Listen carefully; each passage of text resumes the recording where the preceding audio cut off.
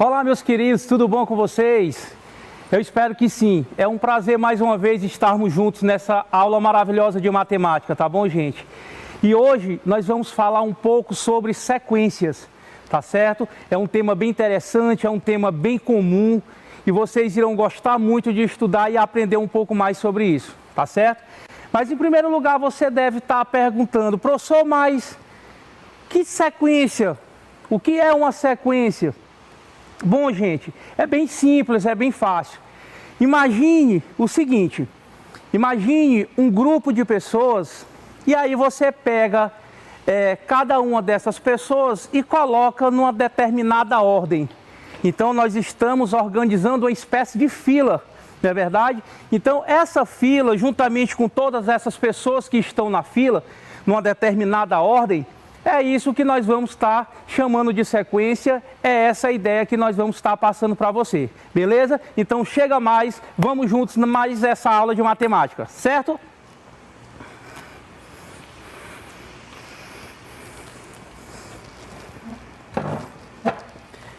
Então vamos lá, me acompanhe aqui, tá bom? Eu peço que você aproveita aí, pega o teu caderno, pega o lápis, a borracha e vamos aqui participar diretamente comigo, eu falando daqui, você fazendo daí e juntos você vai aprender muito sobre sequências, tá certo? Então tá aqui para vocês, certo? Nós iremos falar sobre sequência, né? Nossa turma são as turmas de 7º ano e eu sou o professor Daniel Cavalcante. A nossa habilidade de hoje é o EF07, que é relacionado à turma de 7º ano, MA21, que significa o quê? Utilizar a simbologia algébrica para expressar regularidades encontradas em sequências numéricas, beleza? Então a gente já conversou no início da aula, já dei para vocês a ideia do que seria uma sequência, né? A gente já sabe que sequência é eu pegar... vamos supor, já que estamos falando de matemática, vamos pegar números e vamos colocar esses números numa determinada ordem. Nós iremos colocar eles e iremos dizer, esse é o primeiro, esse é o segundo e assim sucessivamente. No nosso caso específico de hoje, nós iremos trabalhar a sequência associando números e também figuras, certo? Então acompanhe aqui. Vamos lá entender o que significa sequências. Na matemática, utilizamos as sequências numéricas ou de figuras, que são aquelas que apresentam números escritos ou figuras dispostas em determinada ordem pré-estabelecida, onde cada elemento que compõe uma sequência é denominado de termo. Então, nós temos números que formam uma sequência, cada número desse, dentro da sequência, recebe o nome de termo. Certo? Então nós teremos uma ordem pré-estabelecida, onde nós teremos, é claro, primeiro termo, segundo termo, terceiro termo, e assim, de acordo com a quantidade de termos que tem numa sequência. Sendo que pode ser que a sequência possua infinitos termos, tá certo? Nesse caso, ele vai ser simbolizado por aqueles 3 pontinhos que são as reticências, ok? Então veja só. A ordem onde o termo aparece é a posição dentro da sequência. Você vai gostar desse conteúdo, ele é bem gostoso. Eu coloquei aqui um exemplo para você entender. Observa, 1, 3, 5, 7, 9. Olha só aqui, é uma sequência infinita. Por quê? Exatamente, esses 3 pontinhos aí indicam que existem mais infinitos termos dentro dessa sequência numérica, ok? Então, o que é que eu quero que você observe, por exemplo, nessa sequência? Nós temos aí os números ímpares positivos. Então, ela é uma sequência infinita, certo? Por exemplo, depois do 9, nós teríamos o 11, depois o 13 e assim sucessivamente. Aí eu quero mostrar para vocês porque eu disse o seguinte... Cada número que está dentro dessa sequência, ele tem uma ordem. Então, ele ocupa uma posição. E essa posição nós chamamos de termos da sequência, ok? Então, veja aí comigo. O 1 é o primeiro termo. Você observa que ele está aí, ó, na frente. Veja aí o cursor. Você observa aí que ele é quem está na frente. Ele é o primeiro termo. Logo após o primeiro, nós temos quem? O segundo termo, que está representado aí pelo 3. E assim a gente consegue ver todos os termos da sequência. O 5 é o terceiro termo, o 7 é o quarto termo, e aí você observa que existe uma ordem, tá certo? Uma ordem aí estabelecida dentro da sequência. Então, vamos generalizar um pouco. Vamos ver uma sequência aqui, olha só. Observa essa sequência. 2, 7, 12, 17, 22, 27, reticências. O que significa essas reticências e depois o N, professor? Significa dizer que entre o 27 e o N existem alguns outros números. E aí chega no N. E você observa que depois do N nós temos mais 3 pontinhos e aí nada mais além dos pontinhos. Significa dizer que trata-se de uma outra sequência infinita. Beleza? Então vamos entender aqui o seguinte. Isso daí, todos esses números, você diz números, professor? E o N? O N representa um número, pessoal. Que número?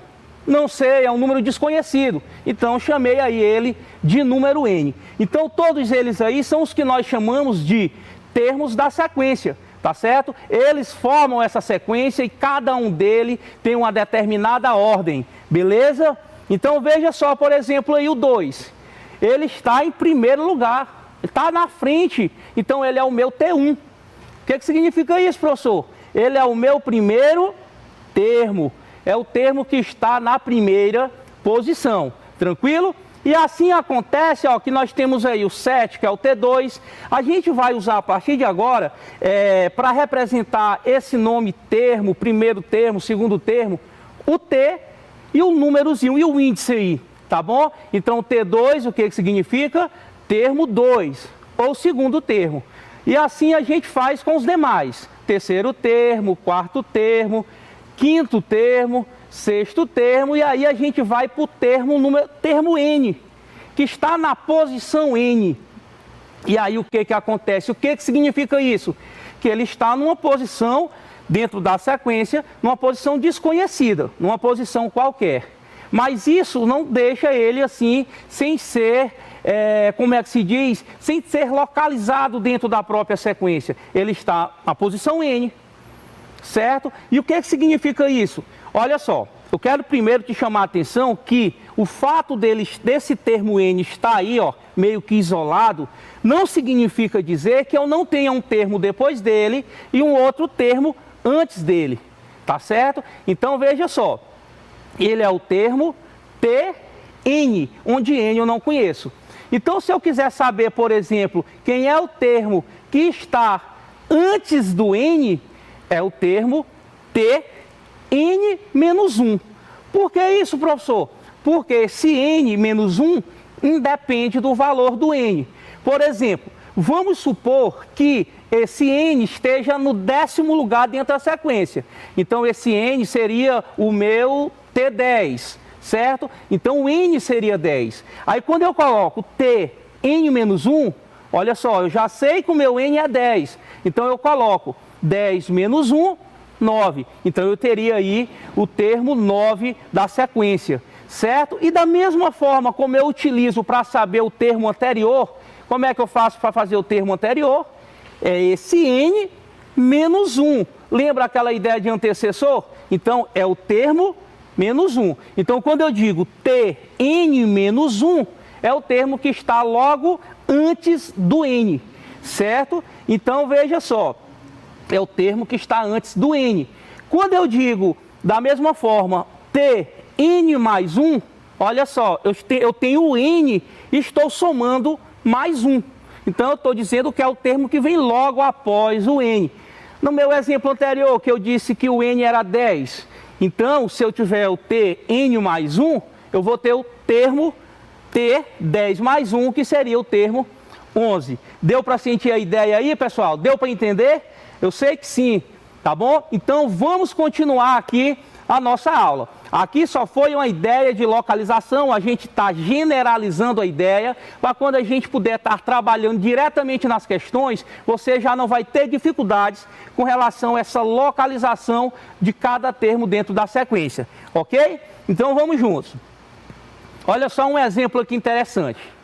Determine o terceiro termo da sequência cujo termo geral é T1. É 1. Vamos entender. O que é o T1? É o termo que está na primeira colocação, ou seja, ele está em primeiro lugar dentro da sequência.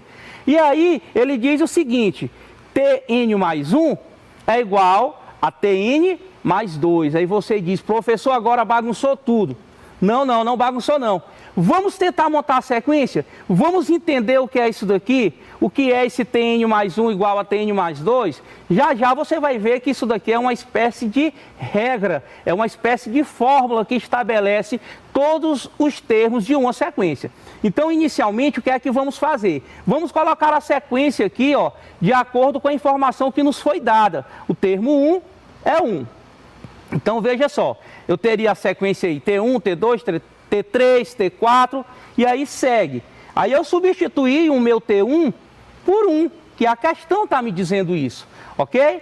Então, o que é que eu vou fazer? Agora eu vou usar essa lei de formação, que ela é uma espécie de fórmula que estabelece o quê? Que estabelece um certo critério para eu encontrar todos os outros termos da sequência. Veja só o detalhe, ele disse que N é maior que 1. Então vamos pegar, desculpa, já estou dizendo é que o N é 1, veja só. Nós vamos ver aqui que a questão está dizendo que o N é maior que 0. Então nós vamos pegar o quê? O N igual a 1. Olha só, nós estamos usando o N igual a 1. Aí o que significa, professor? Onde tiver N, eu coloco 1. Onde tiver N, eu coloco 1. Olha como é que fica aí, bem bonitinho aí na fórmula. Vai ficar T1 mais 1, mais T1 mais 2. Veja que onde tinha o N, eu coloquei o 1, ok? Tá acompanhando aí? Vamos lá. Veja só que agora eu estou organizando, ó. T de 1 mais 1 é 2, então eu estou aí com o segundo termo, T2. E aí o T1, quem é o T1 que está lá na minha sequência que a questão me disse? O T1 é 1. Então eu vou ficar com 1 mais 2, e 1 mais 2 aí a gente sabe que é 3, ok? Então com isso a gente entende e a gente vê que o T2, o nosso segundo termo, é 3. Então veja só, nós já encontramos o segundo termo da sequência. Nós temos aí o 1 e o 3. Agora a questão está nos pedindo o terceiro termo, que a gente pode estar chamando de T3. Então veja só, eu já usei o N1, N igual a 1 para achar o segundo. Então eu vou usar o N igual a 2 para achar o terceiro, é só seguir a ideia. Veja só, N igual a 2. Então mais uma vez eu pego a formulazinha, tá aí, ó. E onde tiver N eu coloco quem agora? Coloco 2. Então veja como é que fica. T, 2 mais 1, troquei o N, igual a T de Tn, que é o N é 2, mais 2. Pronto, é só a gente agora somar e organizar. Veja aí, T, 2 mais 1, 3. Então estou aí encontrando o terceiro termo que a questão está pedindo. O T2 eu já havia encontrado anteriormente. Quem é o T2? O T2 é 3. E aí substituindo, ó, 3 mais 2, a gente encontra então que esse terceiro termo aí é o termo número 5. Então veja como é legal. É uma brincadeirazinha de estar substituindo valores dentro da fórmula. E isso vocês já sabem fazer muito bem. Certo? Então vamos lá. A sequência que a gente procura é 1, 3, 5 e ela continua, né? Veja que se eu quiser encontrar mais termos, eu vou substituindo valores aí para N. Tranquilo? Muito bem, estou gostando, hein? Agora sim, a gente já sabe o que é termo, a gente já sabe o que é sequência, a gente já resolveu uma questão sobre sequência, agora nós vamos classificar. Vamos entender como eles podem ser colocadas. Nós temos aí o primeiro tipo de sequência, é a sequência recursiva. O que é que nos diz? O que é uma sequência recursiva? É quando cada termo depende do termo anterior ou de termos anteriores, conhecido como termo inicial. Observe que a gente já estava trabalhando uma sequência recursiva. Por quê? No exemplo anterior, nós estávamos usando um número que já tinha na sequência para poder encontrar os demais. Então, aquilo ali, por exemplo, trata-se de uma sequência recursiva. Para eu encontrar os outros termos que faltam, eu preciso de termos que já existam dentro da sequência, ok? Então, veja só o exemplo aí, ó. Temos aí o exemplo 1, com os números 1, 5, 9, 13, 17. Existe uma espécie de segredo aí dentro dessa sequência. Você observa que do 1 foi para o 5, do 5 foi para o 9. Calma aí. Vamos entender mais ou menos aí o que foi que aconteceu. A primeira ideia que eu vou procurar é o que foi que eu somei, por exemplo, do 1 para chegar no 5. Aí a gente olha aí, ó. Do 1 para o 5 foi o que eu fiz. Somei mais 4. 1 mais 4, 5. Agora veja o que foi que a gente fez para sair do 5 e chegar no 9. A gente somou mais 4. 5 mais 4, 9.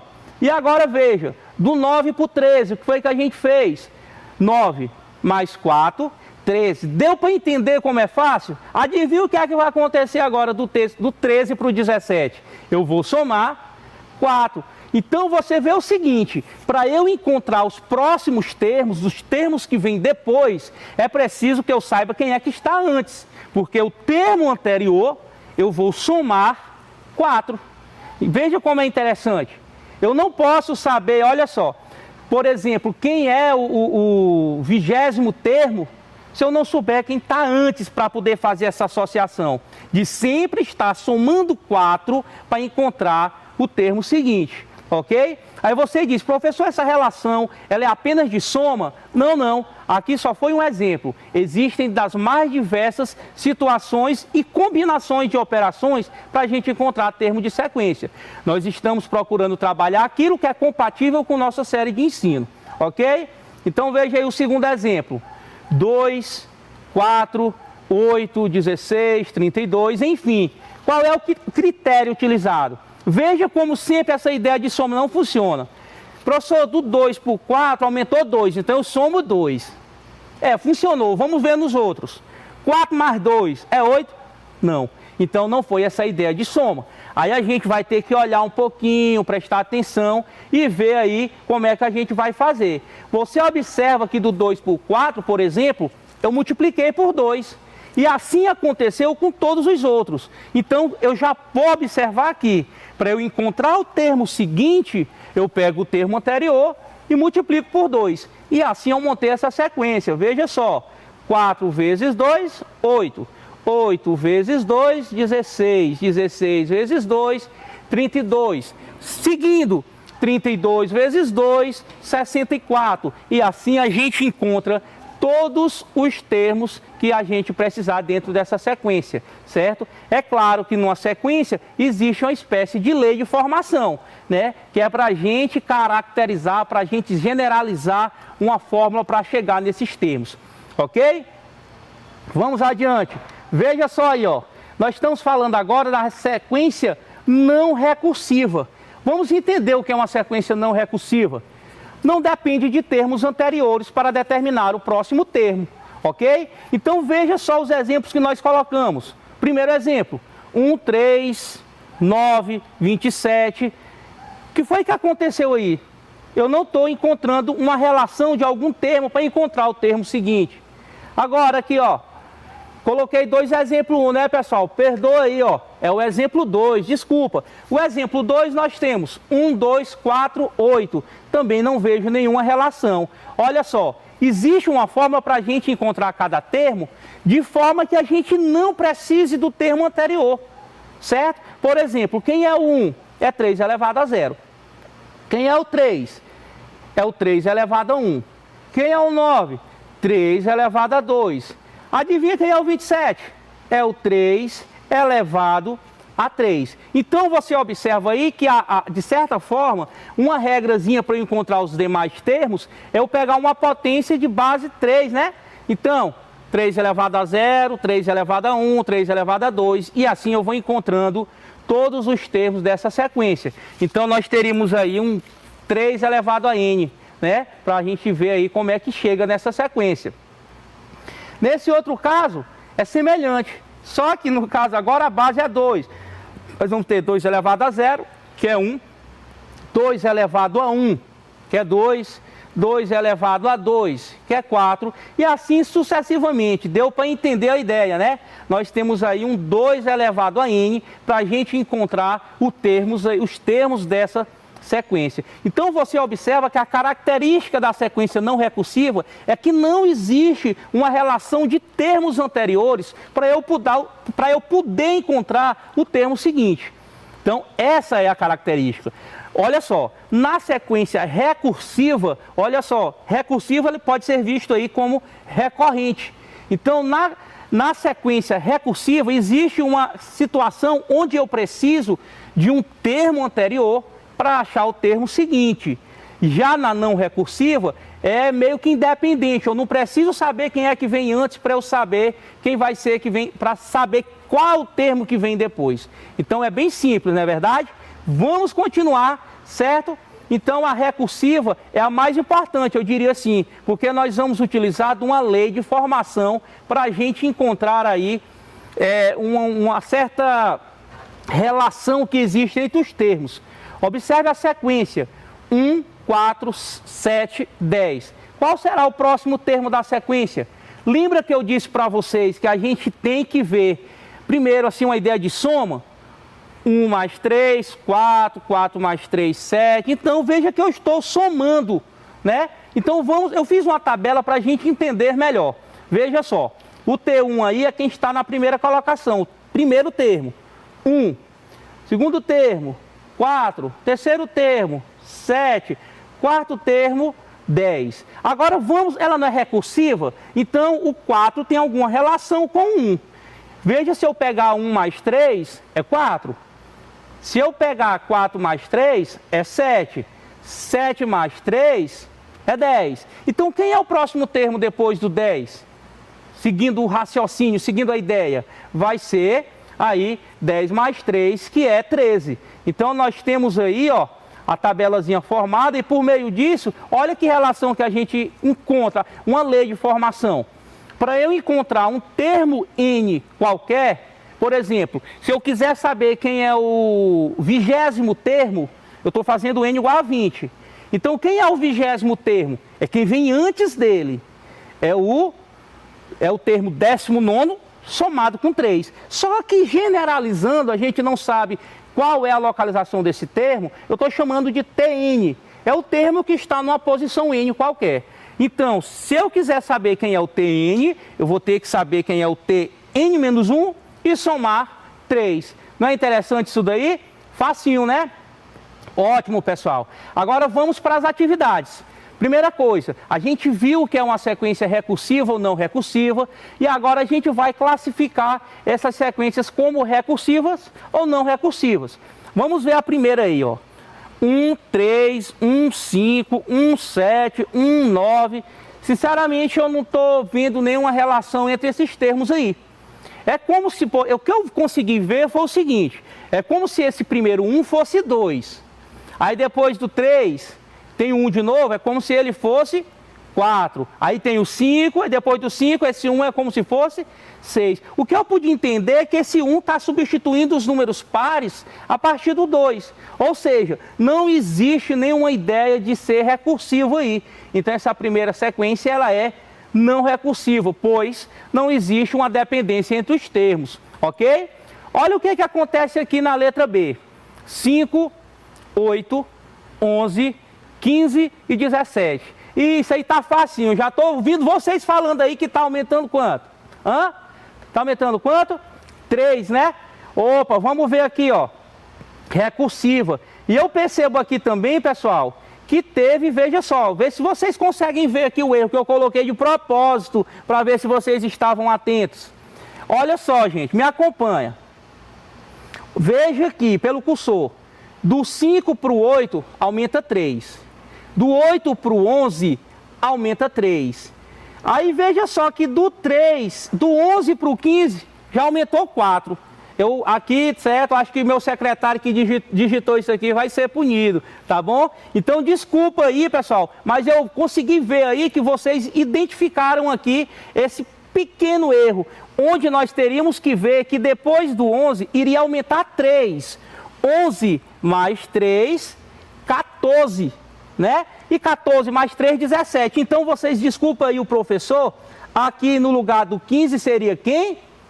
14, muito bem. Estou gostando de ver, viu, gente? Não vai mais acontecer isso. Mas essa ideia que era para ter sido colocada era uma soma de 3 em 3. E 11 mais 3 é o quê? 14. Então, no lugar do 15, você coloca aí, tá bom, nas suas anotações, o 14, ok? Olha só, determine os dois próximos termos da sequência e forneça a sua lei de formação. Eu vou fazer a letra A e vocês irão fazer a letra B, ok? Então, veja só, eu estou vendo aí que do 15 para o 12 diminuiu 3. Eu estou vendo também que do 12 para o 9 diminuiu 3. Eu estou vendo que do 9 para o 6 diminuiu 3. Enfim, eu estou vendo que está sempre diminuindo, sempre aí 3 unidades. Então eu teria aí que, agora, quem seria o próximo termo? Seria quem? 3 menos 3. Seria o 0, ok? E a próxima seria o 0 menos 3, que dá menos 3, vocês já viram isso. Ok? Então, qual seria essa lei de formação aí? A lei de formação que seria um termo geral qualquer, um TN, seria o quem vem antes dele, subtraindo, tirando 3. Ok? Então, veja só, essa sequência B aqui, ela é mais simples. Eu vou te dar 30 segundos para você fazer. Vamos lá?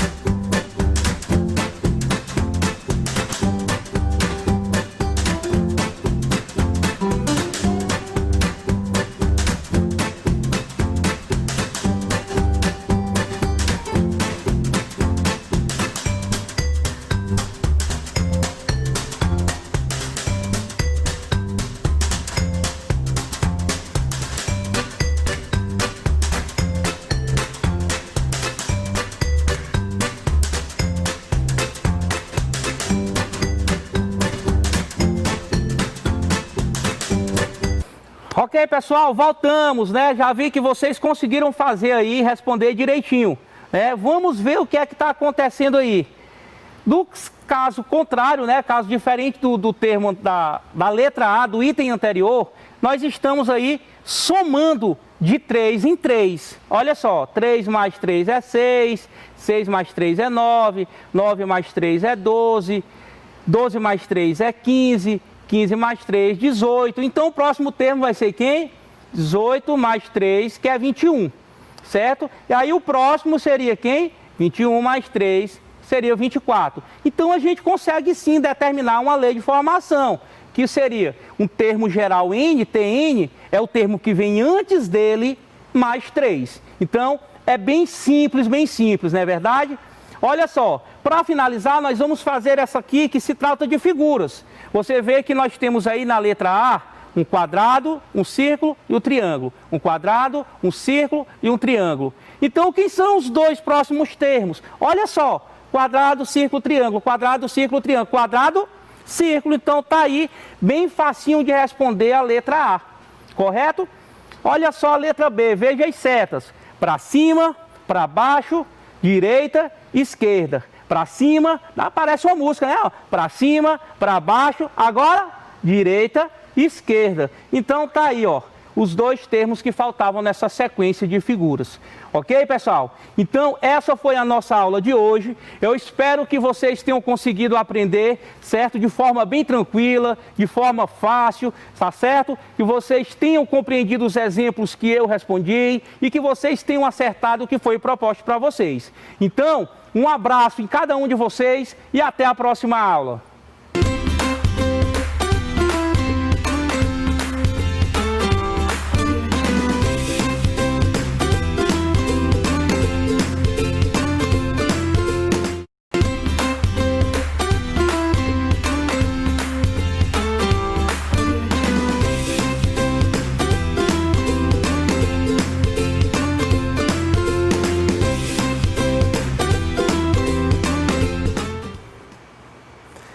Olá, meus amigos, tudo bom com vocês? Eu espero que sim.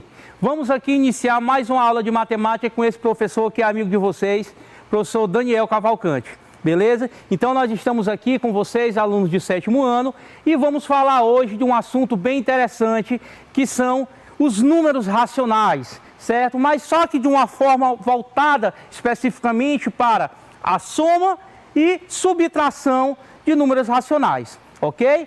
Vamos só falar um pouquinho aqui do que seriam números racionais. É o bicho papão da galera, né? Muita gente tem medo do que seriam os números racionais.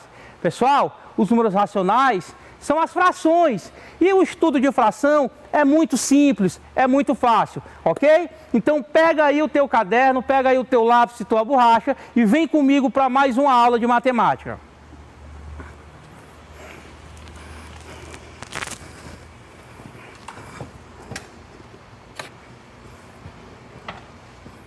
Ok, vamos lá. Aula de matemática, professor Daniel Cavalcante, e vamos lá trabalhar com vocês, meus queridos alunos de 7º ano. A habilidade dessa aula é o EF07, que é o 7º ano, MA29. Resolver e elaborar problemas que envolvam as operações com números racionais. Em especial, é claro, adição e subtração, que é o que nós vamos trabalhar nessa aula de hoje. Ok? Pessoal, para a gente poder trabalhar com os números racionais, é interessante que a gente volte um pouquinho e a gente entenda o que são esses números racionais, qual é a sua definição, o que ele quer me dizer, o que ele significa.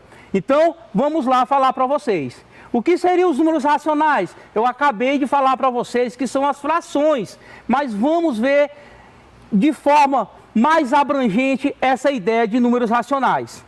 Os números racionais são todos os números que podem ser representados por meio de uma razão. Razão, fração, entre dois números inteiros. Olha só, nós vamos ter aí uma fração, um número que está em cima, um outro número que está embaixo. E esses números eu vou já dizer quais são os nomes dele, mas no entanto é interessante a gente perceber que eles são números inteiros. Vamos aqui para a definição. Olha só. Os números racionais representados pela letra Q está colocado da seguinte maneira. São todos os números da forma A sobre B, com A e B números inteiros. O que significa isso? Que os números inteiros a gente sabe que é o zero, os números positivos e os números negativos. Agora nós temos uma única condição, que esse meu B ele tem que ser diferente de zero. Te digo já já porque é que o B tem que ser diferente de zero. Certo? Vamos saber logo quem é A e quem é B. A é o numerador, olha só, é o que está na parte de cima da fração. O B é o denominador, é o que está na parte de baixo da fração. Olha só, A sobre B significa que é A dividido para B. Ou seja, não esqueça, coloque na sua cabeça, toda fração é uma divisão. Toda fração é uma divisão. E por que o B não pode ser zero? Porque eu vou estar dividindo alguma coisa por zero. E é o primeiro mandamento da matemática, não dividirás por zero. Então, esse meu denominador aí não pode ser zero. Esse número de baixo, que eu representei pela letra B, ele pode ser qualquer número, menos o zero, tá bom? E lá em cima, o numerador, professor, pode ser zero? Numa boa. Essa observação é válida apenas para o denominador. Eu não posso dividir por zero, tá bom? Ok? Então vamos lá. Eu disse para vocês que toda fração é uma divisão. Toda fração é uma divisão. Onde eu tenho que dividir o meu numerador, né, o número que está em cima, pelo número que está embaixo, que é o denominador. Então o que é que eu vou ter que fazer? Eu tenho aí nesse primeiro exemplo, menos 1 sobre 2, ou menos 1 meio, menos meio. Então, o que significa isso? Eu vou pegar esse menos, na divisão você sabe que tem um jogo de sinais. Então, olha só, o primeiro número aí, o numerador é menos, o denominador é mais, é positivo. Então, aí na questão do jogo dos sinais, a gente sabe que isso daí vai ser menos. E aí eu pego 1 e divido por 2. Aí você fala, professor, pelo amor de Deus, eu tenho dificuldade para dividir. Quer uma dica? Faça de conta que é dinheiro. Porque quando se trata de dinheiro, todo mundo já fica mais ligado, não é verdade? Então veja só aí, ó. Você tem R$1 dividido para 2 pessoas. Quanto é que dá? 50 centavos? Exatamente. Olha aí, ó. Professor, me mostra nos cálculos. Vamos lá. Armei aqui uma divisãozinha aqui, eu espero que fique legal para vocês. Toda fração é uma divisão, né? Eu já sei que vai ser negativa a resposta. Então, eu tenho aí 1 dividido para 2. Aí, o que que acontece? 1 não dá para dividir para 2, né, professor? Porque 1 é menor que o 2. Aí, a gente coloca o 0 aí no dividendo e coloca um 0 e uma vírgula no quociente. Aí, eu tenho 10 dividido para 2. 10 dividido para 2 é quanto? 5. 5 vezes 2, 10. E aí, a gente subtrai aí, a gente encontra o resto 0. Então, você vê que vai dar o quê? Aí, a resposta? Menos 0,5, porque teve aí a questão do jogo de sinal. E 0,5, professor, o senhor disse que era 50 centavos? Ó, você observa que depois da vírgula só tem aí o 5, né? Então, eu posso colocar depois dele tantos zeros que não vai interferir na resposta.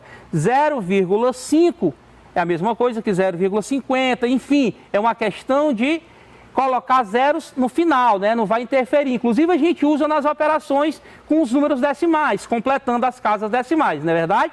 Então, aí, menos 1 sobre 2, tem um jogo do sinal, e aí fica menos 0,5, que seria, no caso, a representação decimal dessa fração.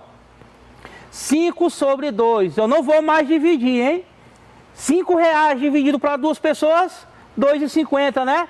2,5. Então, aí você vê que quando a gente coloca dinheiro na jogada, você já não erra mais, né? Quando você vai lá comprar teu bombom, você dá R$1 e fica lá esperando o troco, não é verdade? Então, é bem simples, fração é isso. Faça de conta que é dinheiro. Se não conseguir fazer assim tão de forma rápida, vai lá para as divisões. Olha só, menos 4 sobre menos 10. Menos 4, né? Fica aí menos de cima com menos de baixo, vai ficar mais, então seria aí 4 décimos, não é verdade? Sim, professor. Como é que eu faço? Imagina aí R$4 para dividir para 10 pessoas. Dá 40 centavos, né? 0,4. Vamos mostrar aqui na continha para ver como é que fica? 4 dividido para 10. Olha só, não dá porque 4 é menor, né? Então vamos colocar um 0 aí, ó, ficou 40. E aí, aqui no quociente, a gente coloca um 0 e uma vírgula.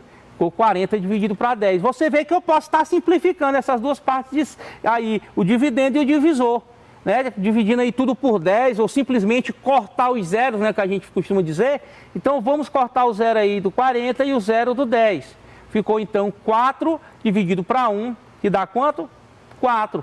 4 vezes 1, 4, fazendo a subtração, o resto aí é 0. Então, eu mostrei para vocês realmente que toda fração é uma divisão e a gente pode, fazendo essa divisão, encontrar a representação da fração em forma de número decimal, ok?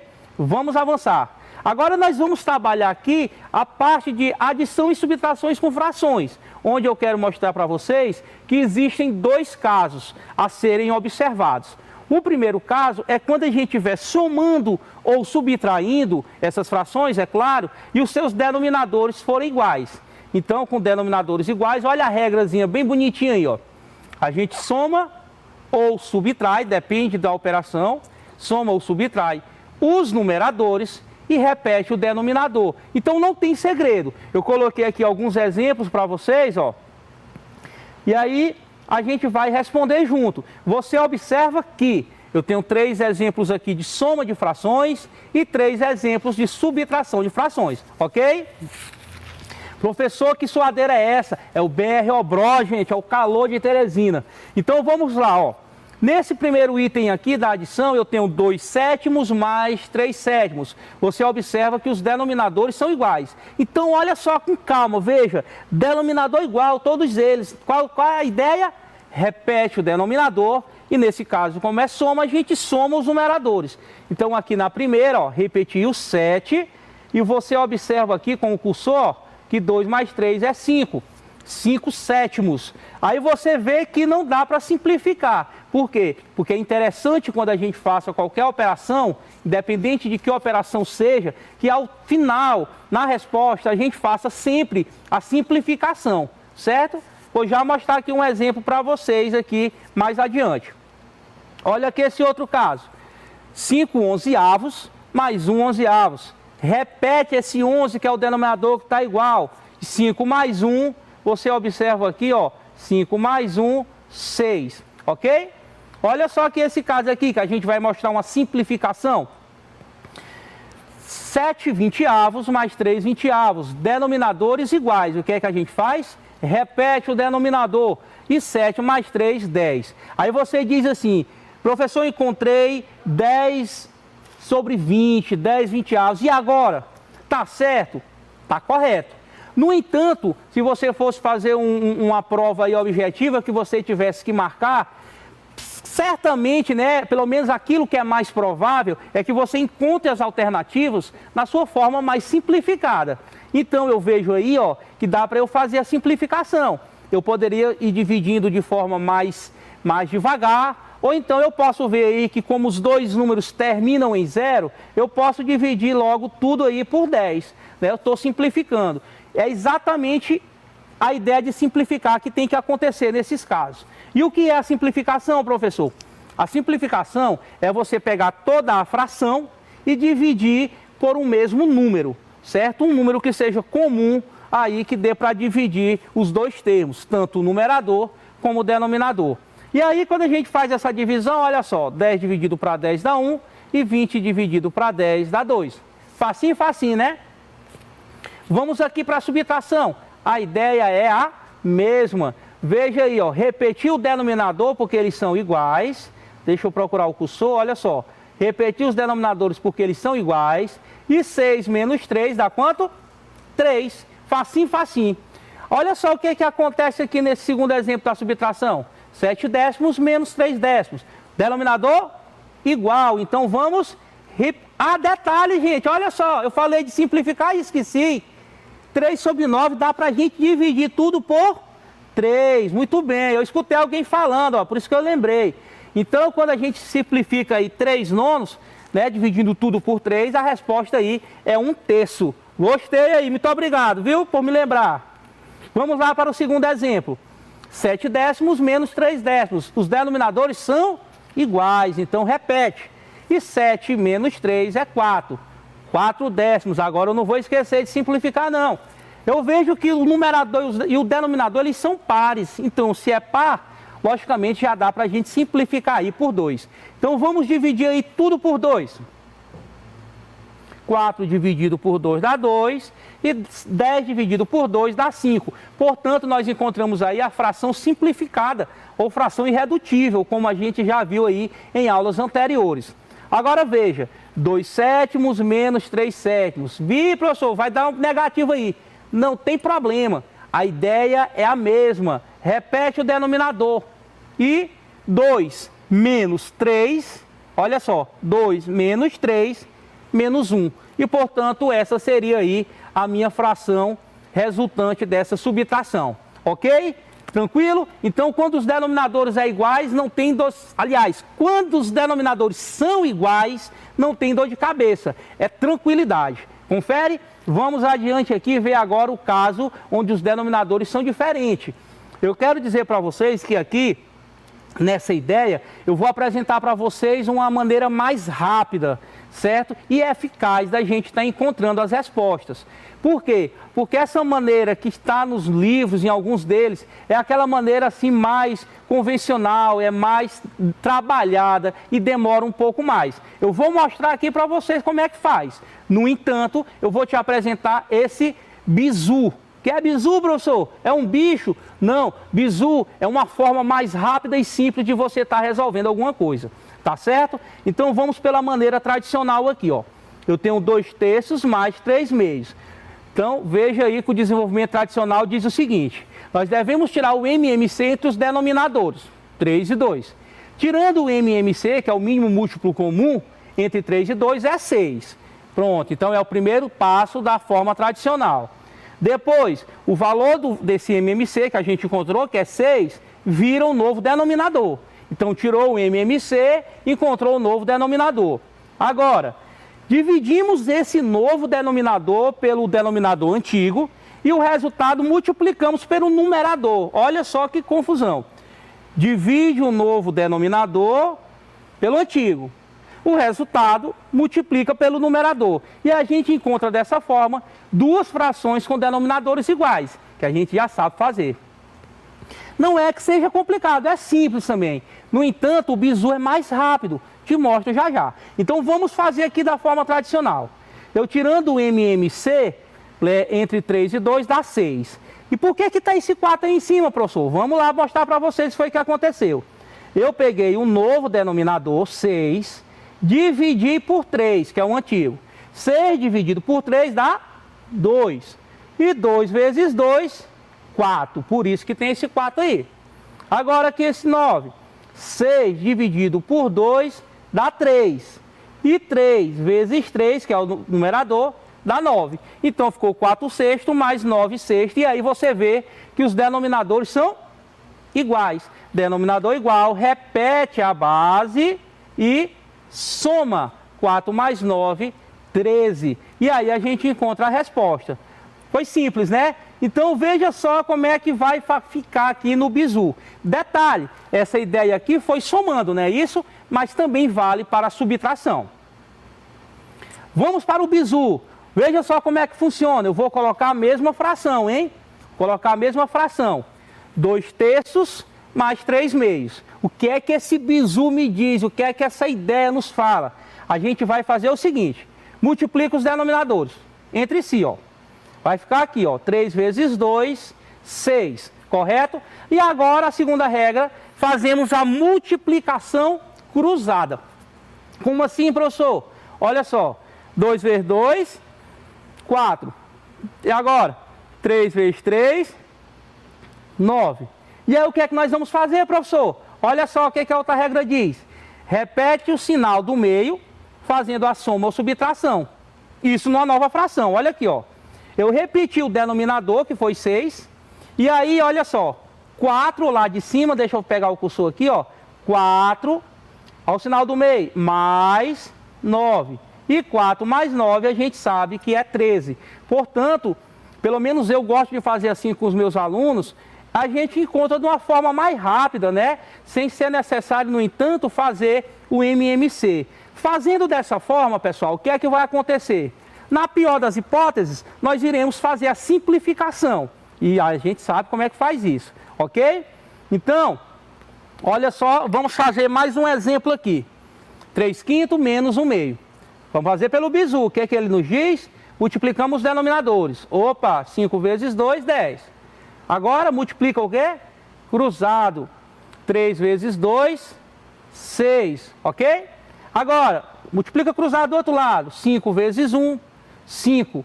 Aí o que é que a gente vai ficar lá em cima? Olha só. A gente vai repetir o denominador 10, né? Ó, denominador 10. E agora vai ficar 6 menos 5. E 6 menos 5 a gente sabe que é 1. 1/10, portanto, é a nossa resposta. Ok? Tranquilo? Beleza. Agora veja só, não sei se vocês perceberam, mas a gente fez isso utilizando o quê? Utilizando apenas duas frações. E aí você olha agora e diz, ih, professor, agora o bicho pegou. Nós temos 3 frações. Gente, calma, não tem problema. O que é que nós vamos fazer? A gente vai fazer 2 e deixa a terceira fração ali de lado. Com o resultado dessas 2, a gente faz com a fração que restou. Por quê? Essa ideia que a gente fez, ela só funciona 2 a 2 frações. Realmente não tem como fazer as 3 de uma vez. Então nós vamos escolher 2, fazer e a resposta calcular com a terceira fração. Ok?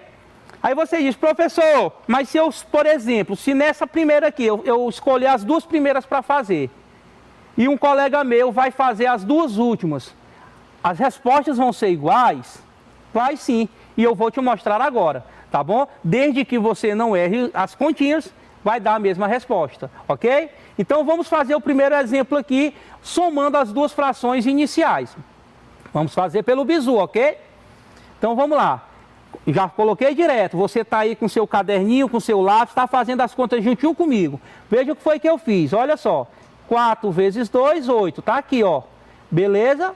Agora multiplicando cruzado, 3 vezes 2, está aqui, ó, 6. Repete esse sinalzinho aqui do meio, ó, mais. Agora, 4 vezes 1, 4. Então ficou 6 mais 4 sobre 8. não é isso? E aí a gente repete lá a terceira fração, que agora é a segunda, não é isso? Então vamos fazer essa soma aí, 6 mais 4, 10. Então fica 10 oitavos menos 2 terços. Detalhe, pessoal, 10 oitavos você está vendo aí que dá para simplificar. Então se você quiser simplificar agora, nesse momento, você pode fazer numa boa, não tem problema, certo? Mas se você quiser continuar com a ideia e fazer a simplificação só no final, fique à vontade, ok? Então ficou lá, 10 oitavos menos 2 terços. O que é que eu tenho que fazer?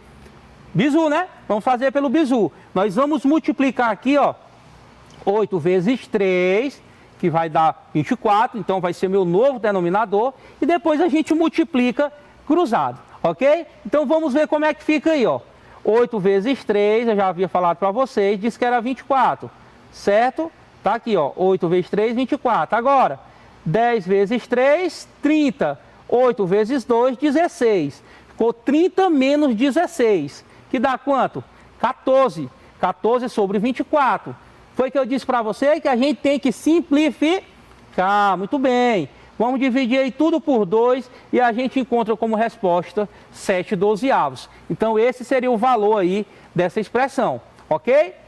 Agora vamos fazer da ideia que o nosso colega fez. Ele fez as duas últimas. Então o que é que eu vou fazer? Eu vou repetir a primeira e vou desenvolver da forma que o meu colega fez, fazendo as duas últimas. As duas últimas operações aí com as frações. Então ficou 3/4 mais, vamos fazer o bizuzinho aí nessa subtração envolvendo essas duas frações. Aí ficou assim, ó, coloquei direto, você está arriscando aí no seu caderno, você está sabendo por que está esse 6.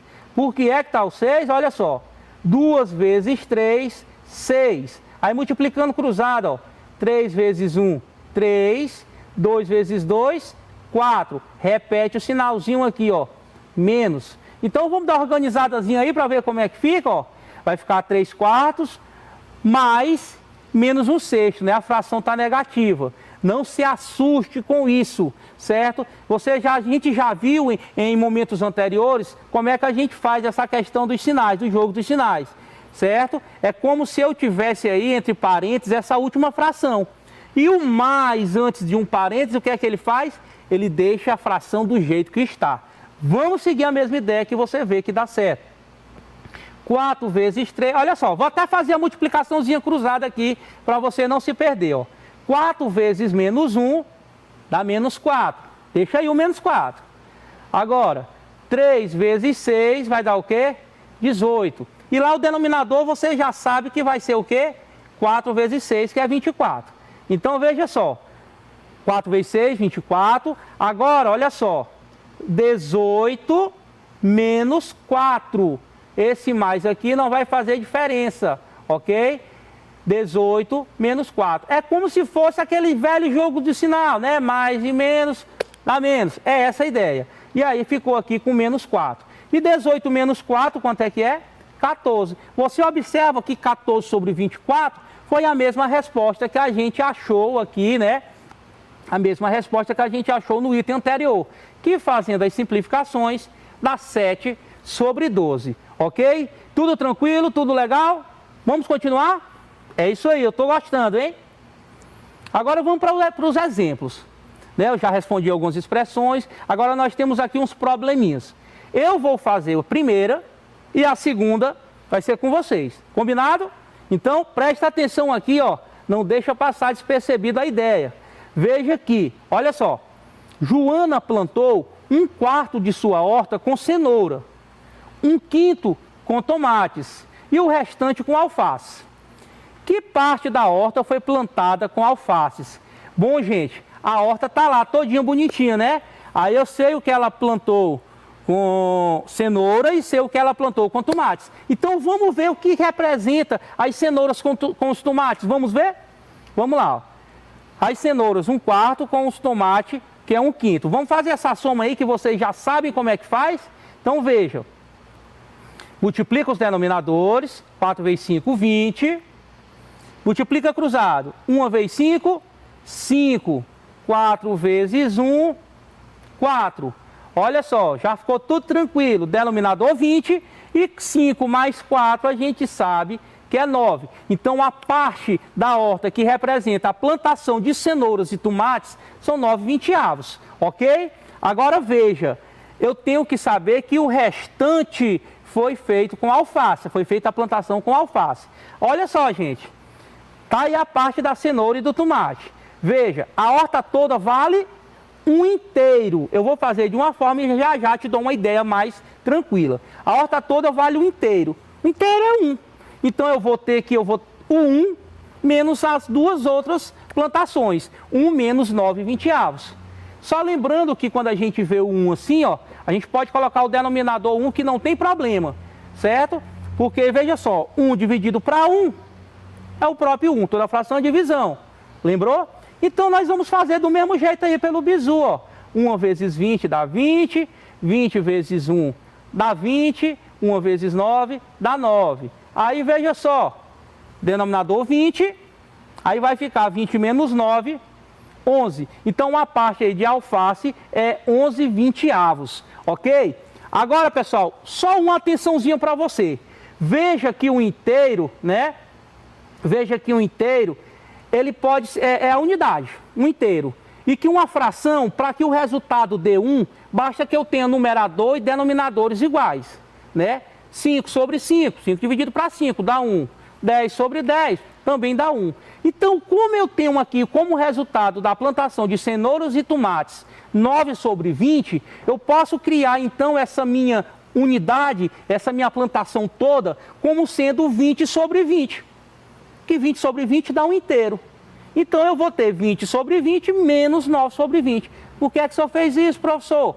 Para os denominadores ficarem iguais, que com denominadores iguais, a regra é clara. Repete o denominador e subtrai aí 20 menos 9, 11, e você vê que a resposta foi a mesma.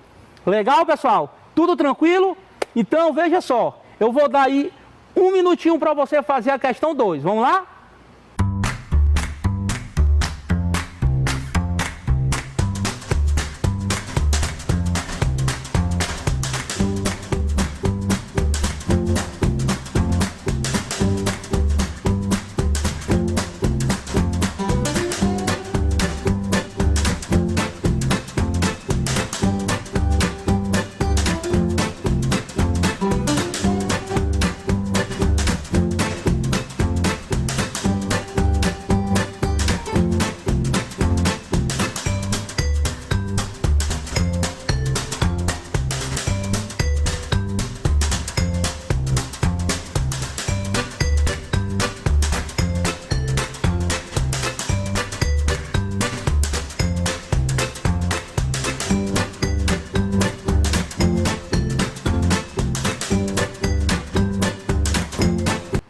Voltamos, pessoal. Vamos lá. Já passou 1 minuto aqui no meu relógio. Então, vamos para a resposta.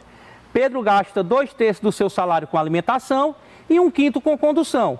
Que número decimal? Olha só, número decimal. É a fração dividida, né? Numerador pelo denominador. Representa a parte do salário que sobra para as demais despesas. Então, pessoal, vamos somar aqui, vamos ver o que ele gasta com a alimentação e com a condução. Então, vamos somar aí, né?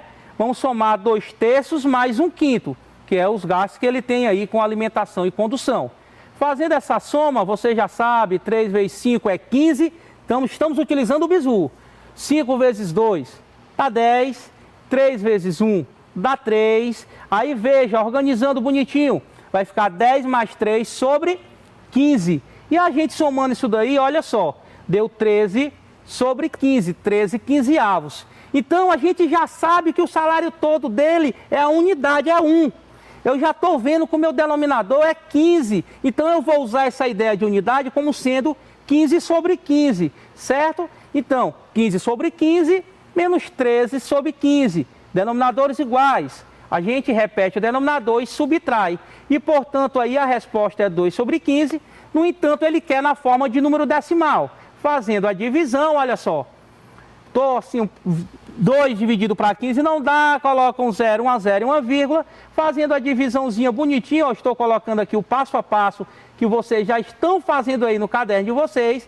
E a gente vê aí que a resposta vai ser 0,13, ok? E aí sempre vai sobrar 5. Então eu parei aqui, por quê? Porque vai sempre colocar um zero e vai ficar 0,13, 13, 13. E, portanto, aí a minha resposta é aproximadamente 0,13. Ok, pessoal? Então essa foi a nossa aula de hoje. Foi um prazer estar com vocês. Eu espero que vocês tenham aprendido muito bem.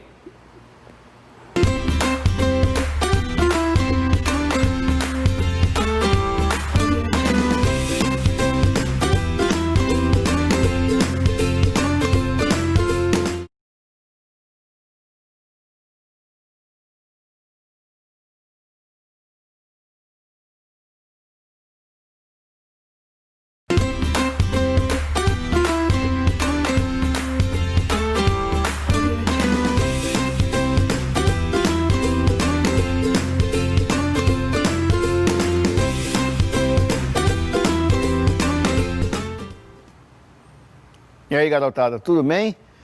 Eu sou o Williams, professor de Ciências do 7º ano, e hoje, para a gente fazer o fechamento do conteúdo sobre aves, eu trouxe algumas questões para a gente comentar, aproveitando para fazer uma rápida revisão e, quem sabe, esclarecer alguma dúvida que tenha ficado durante a apresentação do conteúdo. Beleza? Então vamos lá. Bem, nós temos 10 questões para a gente comentar aqui. Então, a primeira trata sobre um assunto que eu comentei já quase no final da aula, diz o seguinte: as aves apresentam algumas características peculiares, como a presença de penas que funcionam com isolamento térmico, tá? Além de auxiliar o voo. Marque a única alternativa que não representa adaptação ao voo. Então, a característica do voo é uma característica muito importante, certo? E, assim, marcante das aves. Então, como eu falei para vocês, o corpo desses animais sofreram alterações para que elas conseguissem fazer isso. Na prática, sim, foi uma espécie de seleção e as que apareceram com características favoráveis foram se mantendo vivas. Então, veja bem, várias características concorrem para facilitar o voo. Por exemplo, os sacos aéreos, que, como eu falei para vocês, além de auxiliar a ventilação dos pulmões, também transfere parte do ar para o interior dos ossos, que são ocos, para diminuir a densidade do corpo desses animais para facilitar a flutuação. Então, é uma adaptação. Ossos pneumáticos ou ossos ocos, que são preenchidos por ar, né, que deixa o corpo menos denso, facilita a flutuação. As asas aerodinamicamente adaptadas, com penas específicas para flutuação e propulsão.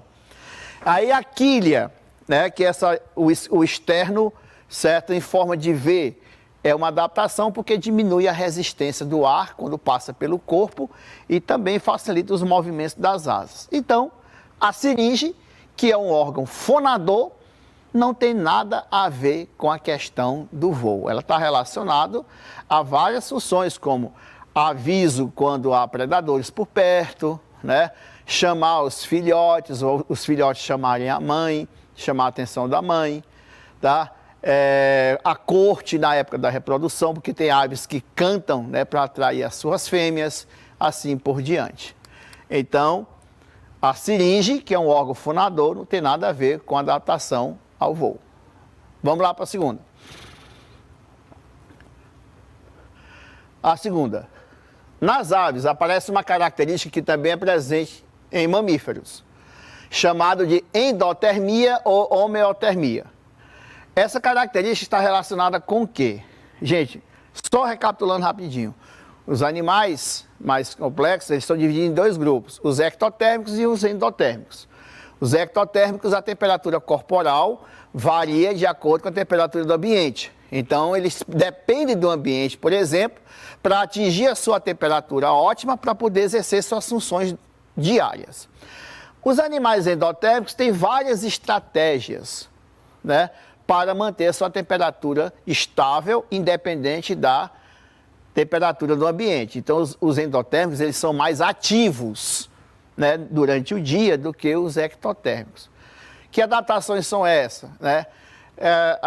A pele apresenta estruturas que impedem a perda de calor, como penas das aves, camada de gordura, tipo de circulação, né?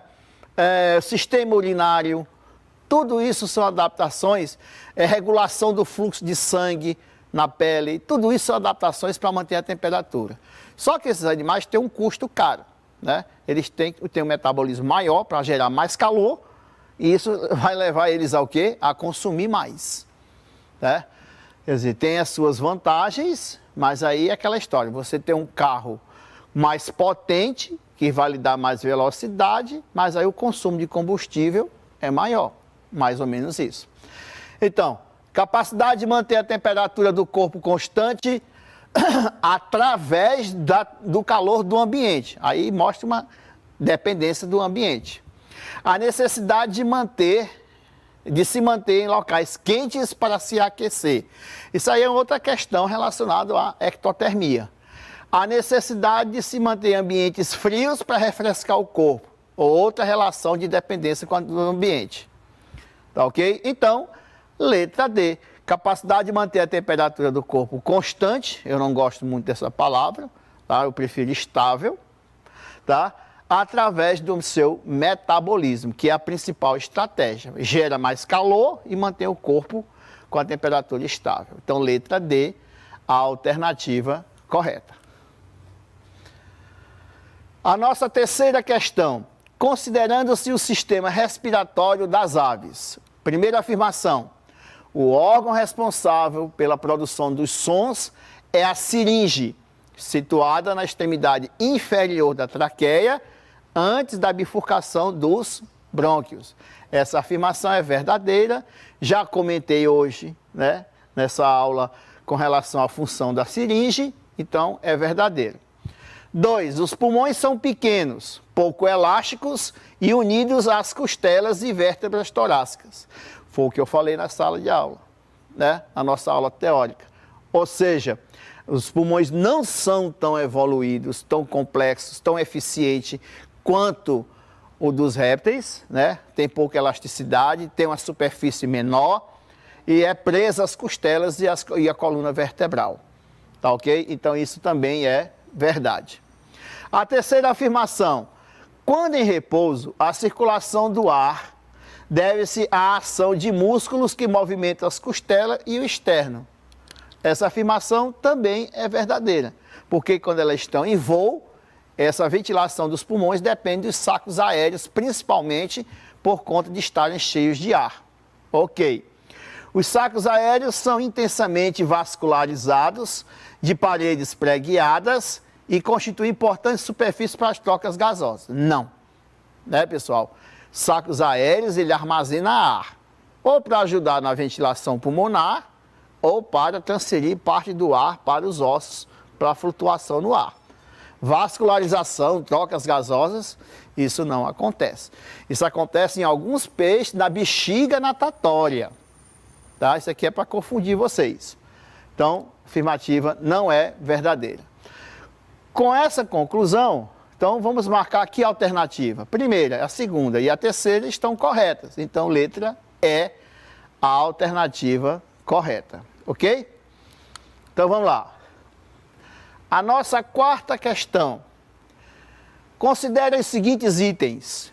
Presença de quilha no externo, ou seja, o externo é em forma de V, de cunha. Tá? Presença de glândula uropigiana, que é aquela glândula que produz o óleo, que é usado para impermeabilizar a superfície das penas, principalmente das aves aquáticas, né? Para que as penas não fiquem encharcadas em contato com a água.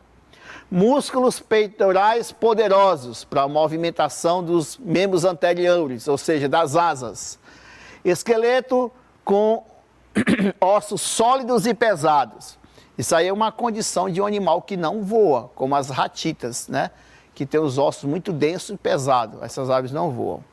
Constitui requisitos para as aves voadoras. Ora, tá? Então vamos lá.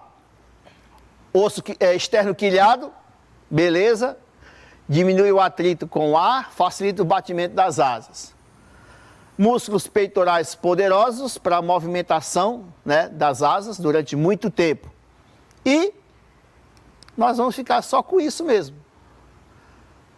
Porque a glândula opigiana está relacionada com a impermeabilização das penas e os ossos, para a ave que voa, tem que ser oco e leve. Então, 1 em 3 corretos, letra B de bola. Certo? Então, vamos lá. A quinta questão. Qual das alternativas abaixo apresenta corretamente características atribuídas às aves? Então, vamos lá. Estrutura óssea na parte anterior da caixa torácica em forma de quilha, ovo sem vitelo. Bem, com relação ao osso externo em forma de quilha, tudo bem, porque aí é uma adaptação para o voo. Beleza. Ovo sem vitelo, aí você mas o que é vitelo? Vitelo são nutrientes. O ovo das aves é um ovo que tem muito vitelo, porque esses animais são ovíparos, tá? O embriãozinho, o fetinho da ave vai se desenvolver dentro do ovo com casca. E ele precisa de alimento durante todo esse período, então esse alimento dos nutrientes da gema do ovo. Como eu mostrei na aula, lá no finalzinho, o desenvolvimento do pintinho dentro do ovo e a gema diminuindo de tamanho, tá? Então tem que ter bastante vitelo, senão o embrião morre de fome, né? Aí vamos lá, corpo coberto com penas, temperatura do corpo oscilante, ectotermia. Foi o que eu disse na aula, o primeiro grupo, onde a endotermia é uma característica de todos os indivíduos, são as aves. Assim, elas conseguem manter a temperatura corporal estável, independente da temperatura ambiente. Tá ok? Membros posteriores adaptados para nadar, andar, nadar, empoleirar-se, ureia como principal produto de excreção nitrogenada. Essa primeira parte está correta, porque as patas, os membros posteriores desses animais são adaptados ao ambiente onde ele vive. Existem as aves pernaltas, como as cegonhas, né, que vivem em lugares alagadiços. Existem as aves aquáticas que têm as membranas interdigitais para poder nadar. As aves que vivem em árvores, né, têm as patas adaptadas com garras fortes para prender aos galhos. Aí tudo bem. Qual é o problema dessa questão? É a excreção nitrogenada. Não é a ureia, é o ácido úrico, né, que é pastoso, é eliminado junto com as fezes. Certo? Vamos lá. Fecundação interna, circulação sanguínea aberta. Foi a primeira coisa que a gente viu na circulação. Quais são as características da circulação das aves? Fechada, porque o sangue só circula dentro dos vasos. Dupla, porque em cada ciclo passa 2 vezes pelo coração. E completa, porque não há mistura de sangue arterial com venoso. Aqui está dizendo que é aberto. Aberto quer dizer o quê? Que o sangue circula em parte dos vasos e depois é derramado na cavidade celomática, nos tecidos. Isso é errado. Então, a temperatura do corpo é essencialmente constante, endotermia, correto, né? Já falei dessa questão. E a fecundação é interna, que é uma outra adaptação ao ambiente terrestre. Os machos têm uma modificação na cloaca, que permite que eles introduzam na cloaca da fêmea para transferir o sêmen para a fertilização de seus ovos. Ok? Vamos lá. Sexta questão. Os sacos aéreos são uma das importantes estruturas relacionadas com o voo das aves, pois deixam o corpo desses animais mais leves, né, entre aspas, menos denso. Entre as alternativas abaixo, marque aquela que não pode ser considerada uma adaptação ao voo. Com relação aos sacos aéreos, nós já falamos algumas vezes. Eles se enchem de ar, né? No ensino superior a gente tem, mas são 2 tipos de ventilação que acontece, né? Uma que vai direto para o pulmão e outra que vai para os sacos aéreos e volta para o pulmão. Mas isso aqui não interessa aqui para vocês, tá? Eles auxiliam a respiração e também transferem parte do ar para os ossos, que cheios de ar ficam menos densos, tá? Aí, outras adaptações. As penas são adaptações para o voo? São, né? Porque torna o corpo aerodinâmico, é uma estrutura leve e muito resistente. Então, auxilia a flutuação, da aerodinâmica para as aves, da propulsão para as aves, né? Da direção ao voo para as aves, além de proteger o corpo contra a perda de calor. Tá? Ossos pneumáticos, ossos ocos, está associado aos sacos aéreos. Ossos ocos são mais leves e quando se enche de ar, ficam menos denso, facilita a flutuação das aves. Quilha, que é esse osso externo aqui em forma de V, aerodinâmica, ou seja, cria menos resistência com o ar e facilita os movimentos das asas. A ausência de dentes né, é menos peso para carregar. Menos peso para carregar é melhor. Inclusive, eles não têm bexiga urinária para poder também diminuir o seu peso. Então, a glândula uropigiana não tem nada a ver com a história. Como eu já falei, ela secreta um óleo que vai ser usado para impermeabilizar a superfície das penas das aves aquáticas. Não tem relação com o voo. Ok? Pois bem, a nossa sétima questão diz o seguinte. Sabemos que as aves podem ser divididas tradicionalmente em dois grandes grupos, as ratitas e as carinatas. Tá? Esses grupos podem ser diferenciados pela forma do seu externo, que é esse osso aqui, que na gente une as costelas. Enquanto as ratitas apresentam o externo achatado, que são adaptações para animais terrestres, tá? As carinatas apresentam o externo quilhado, que é uma adaptação que cria uma aerodinâmica melhor, tá ok? Permitindo um voo mais fácil. Entre as aves citadas abaixo, marque a única que não é exemplo de ave carinata. Ele quer que você marque uma ave ratita.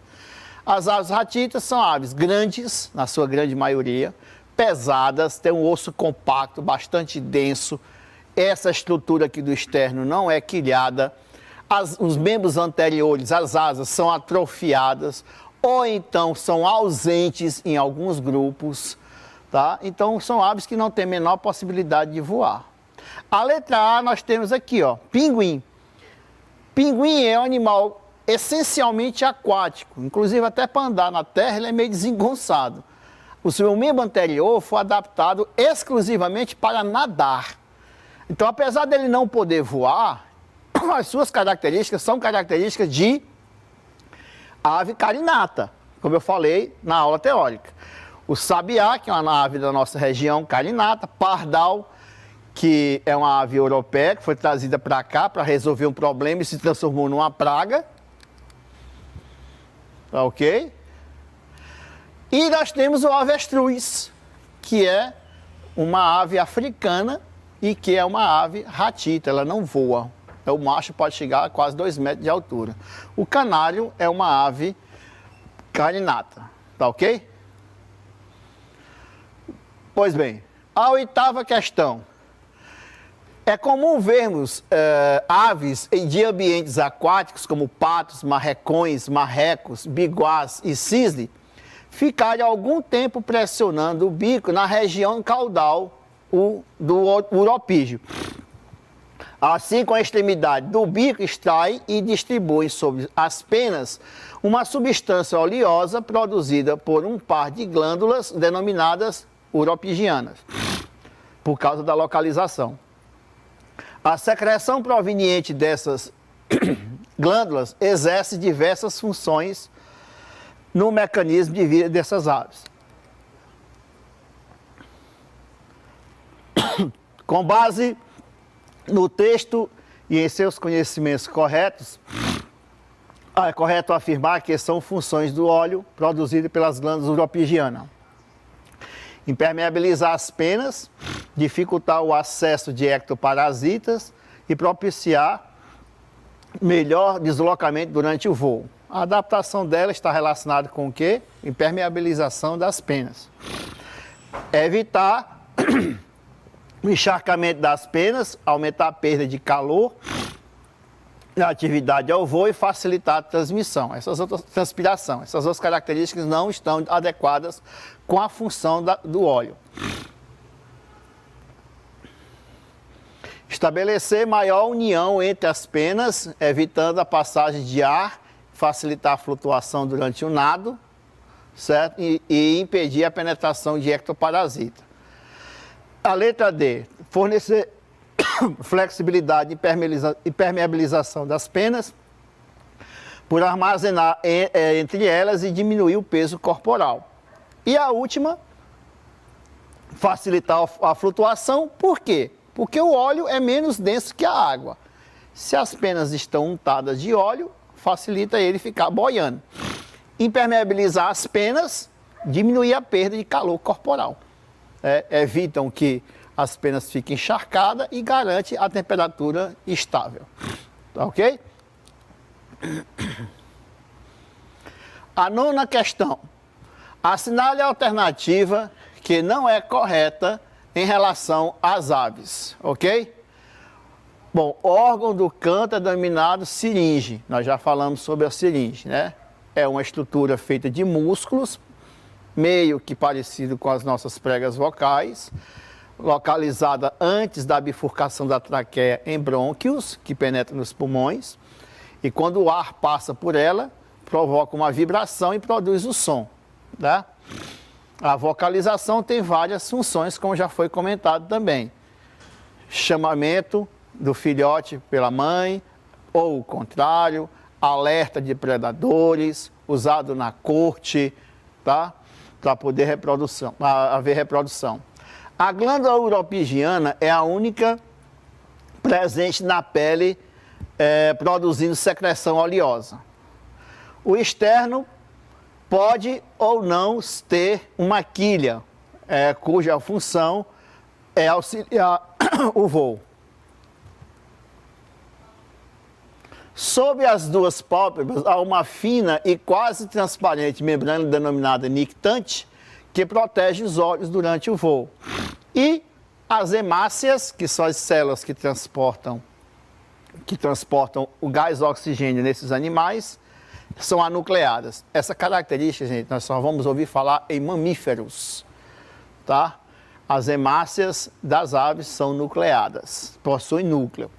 Daí essa membrana nictante, eu já falei, que os médicos veterinários chamam de terceira pálpebra, que protege o olho contra o ressecamento, tá? E a nossa última questão, tá? Tanto o tegumento, ou seja, a pele das aves, quanto o dos mamíferos, constitui para o seguinte mecanismo homeostático: regulação da taxa respiratória, regulação da temperatura corporal, regulação do teor de açúcar no sangue, regulação do teor de ureia no sangue, regulação do teor de água no organismo. Ora, gente, regulação da taxa respiratória está relacionado com o cérebro, aliás, com o encéfalo do animal, que faz com que os músculos respiratórios se movam mais rápido, mais intensamente ou não, tá? Regulação da regulação da temperatura corporal, ou seja, aumentar o metabolismo, diminuir o metabolismo, por exemplo, certo? Para mudar o fluxo de sangue na pele, são estratégias para regular a temperatura do corpo do animal. A taxa de açúcar no sangue, certo? Isso aí é a função do pâncreas, que é responsável pela manutenção da taxa de açúcar no sangue, liberando hormônios, tá? Também está relacionado ao equilíbrio. Regulação do teor de ureia no sangue, tá? Regulação do teor de água no organismo também é feito pelos rins da gente. Então, tanto o tegumento das aves quanto dos mamíferos, certo? Contribui para a regulação do mecanismo homeostático. Está relacionado com a temperatura. Portanto, regulação da temperatura corporal. De que maneira? Depositando gordura na pele, as penas, né? Alterando o fluxo de sangue na superfície da pele, tudo isso para manter a temperatura do corpo estável, tá ok? Bom, meus queridos, essa era a apresentação que eu queria mostrar para vocês a respeito do conteúdo de aves, tá ok? E como sempre eu tento mostrar para vocês a questão relacionada com ecologia, tá? E a preservação de animais. Eu sou e continuo sendo da opinião de que o animal feliz é o animal livre, tá? Não existe um canto de uma ave que seja mais bonito do que ela estando solta na natureza. O canto de uma ave dentro de uma gaiola é um canto de tristeza. Ele não está feliz. Ele foi um animal para ser criado livre, olha, e para voar, tá? Então a gente tem que começar a ter a consciência, tá? Antes que a punição chegue. Existem punições bem duras para quem tem aves em cativeiro e que não, certo, tem tudo regulamentado pelo órgão responsável, que é o IBAMA, que é quem distribui as anilhas, é quem distribui a autorização, é quem vai fiscalizar as condições das aves, certo? E mesmo assim, eu prefiro ver os bichos livres na natureza, é muito mais bonito. E para eles viverem livres na natureza, eles precisam da natureza, tá? Precisa dos vegetais, precisa dos seus competidores, precisa dos seus alimentos.